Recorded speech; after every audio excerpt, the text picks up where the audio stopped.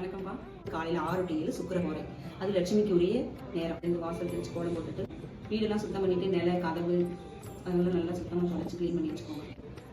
நம்ம நெய்வேத்தியத்துக்கு ஏதாவது பொருள் வாங்கி வச்சுருப்போம். வெத்தலை பாக்கு பழம் கூட வைக்கலாம், இல்லை வீட்டில் ஏதாவது பொங்கல் பண்ணலாம். அந்த மாதிரி நம்மளால் என்ன முடியுதோ அதை வாங்கி வச்சு தூபம் போட்டு நிலைவாசலுக்கு ஃபுல்லாக காமிச்சு உள்ள வீட்டுக்குள்ளே ஃபுல்லாக எல்லாம் தூபம் போட்டு காமிச்சு மணி இல்லாமல் பூஜை பண்ணாதீங்க. நெய்வேத்தியத்துக்குள்ள பொருள் பஞ்சபாத்திரத்தில் தண்ணி எல்லாமே வச்சு ஆரத்தி காமிக்கிறப்ப நிலைக்கு ஃபுல்லாக காமிச்சு வெளியே சூரிய பகவானுக்கு காமிங்க.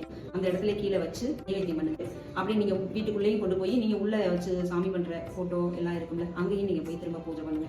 காலையில் 6 to 7 குளிச்சு சுத்தம் பண்ணி இதெல்லாம் பண்ணுறதுல ரொம்ப மன மகிழ்ச்சியாக இருக்கும். அப்படியே வெள்ளிக்கிழமை மங்களகரமாக இருக்கும். பச்சை கற்பூரம் அதை நீங்கள் வாங்கி அந்த நிலை காலுக்கு கொஞ்சம் கொஞ்சம் தேய்ச்சி விடுங்க.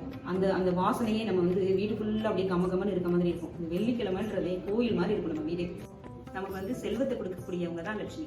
அவங்க சுக்கிரஹோரையில் அவ்வளோ பவர் இருக்கு. அவங்களுக்கு இந்த பூஜை பண்ணினோம்னா நம்ம குடும்பத்தில் எல்லாரும் ஒரு